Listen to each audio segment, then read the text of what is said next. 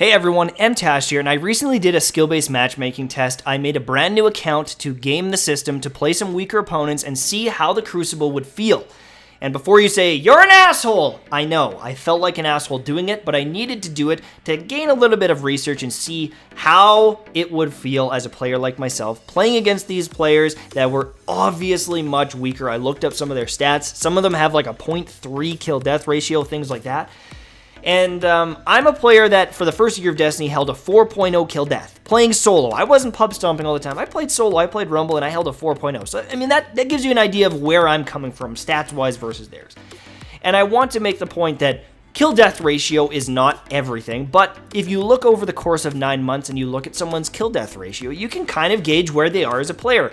So I did this. I looked up the stats of a ton of players. I got people to post their stats in my comment section of my last video, and I've really done the research here. So before you say that I'm just speculating, I want you to know that I put in hours to figuring out what the answer is here, and goddamn it, is it convoluted. My goodness, I don't even have the answer yet, but I wanted to give you some of the feedback and some of the statistics that I've found and looked up. So step number one was to look up some of my friends like KJ Hovey, like True Vanguard, like Triple Rec, and myself, and see where my stats have gone. I've looked up some of the top 1% players to see where their stats have gone in the last year/9 months.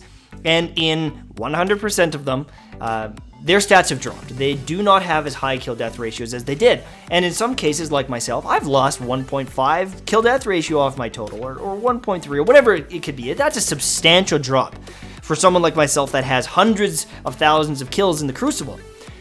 And for the most part, anyone I looked on the high scores, in the top 1% of players, all of their stats have dropped. They are not doing as well as they used to. Rumble especially is one of the playlists where stats have dropped the most. The games are far, far more competitive, probably because there's Thorn everywhere, but players aren't going to go 3.0 kill death ratio in Rumble and carry every single game and destroy people like they used to. I used to be able to run into Rumble and consistently get a 2.5 to 3.0 kill death, no matter what, even if I lost. And that just doesn't happen anymore. I'm struggling to get a 1.5 or 2.0 if I'm playing very well. Now, here is the issue. A lot of the people that are vocal in this community that are YouTubers, that are Twitch streamers, I'm sorry to call you guys out. I fucking love you, man, but I gotta do it because it's for the good of the game.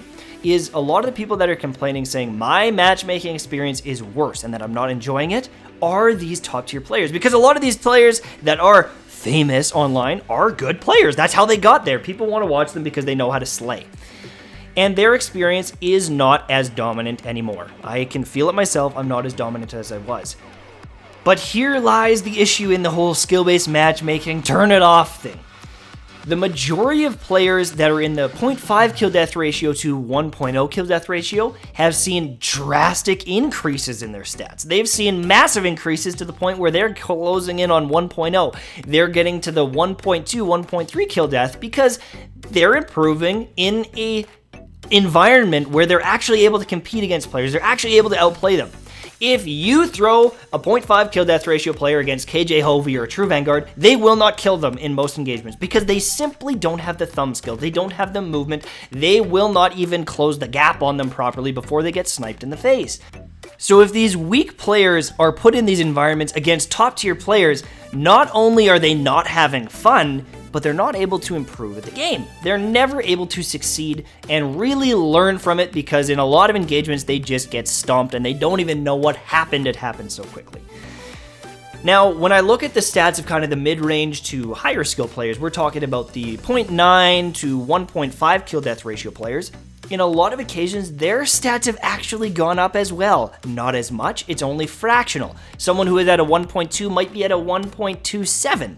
But it's still an increase, and what this tells me is they are still having some competitive games, but they're also getting better at the game for the most part. It's tough to say. Kill-death ratio isn't the only thing. Win ratio varied between players. It depends how many times you play with friends and how many times you play trials, yada, yada, yada. So that was tough to say.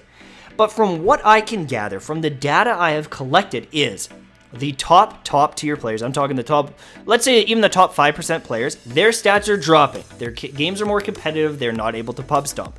The people in that kind of 1.0 range, it's very obvious that they're having competitive games. Their stats aren't changing, but for the most part, they're trending upwards. And the weaker players are having a far better time in PvP than anyone else.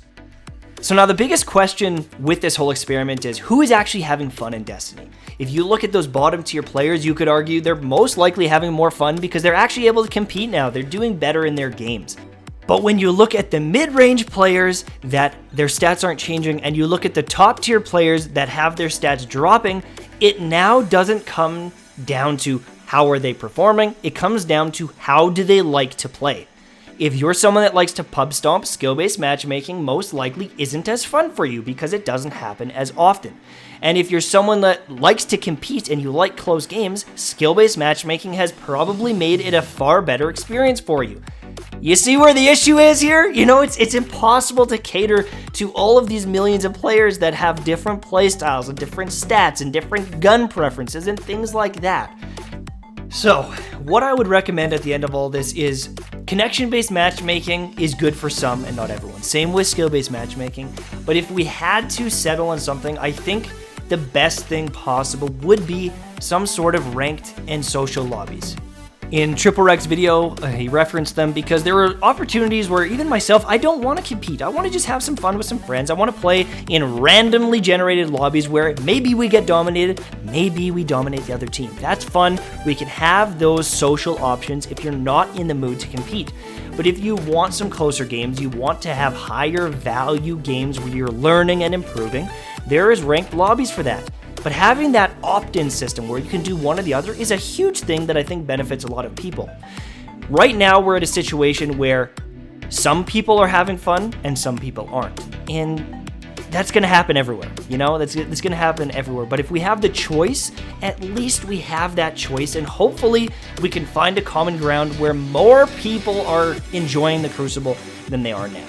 I don't want to see some of these top tier players leave. I don't want to see mid-tier players leave, and I definitely don't want to see players with weaker stats leaving this game because they're getting the shit kicked out of them and they're not having fun.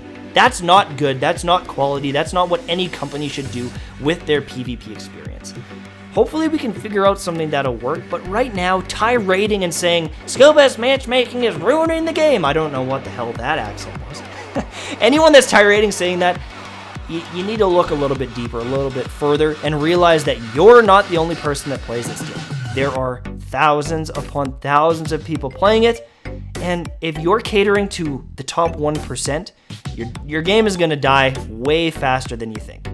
Hopefully you enjoyed the video, hopefully it makes sense, and argue the hell out of this. I would love to hear your opinions, but I've done some research, I've done some thinking on it, and I want what's best for the game, what's best for the community. And if you can think of something better than me, then tell me.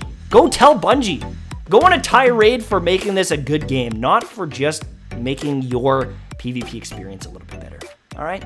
Thanks for watching, and I'll see you soon, my friends. Bye-bye.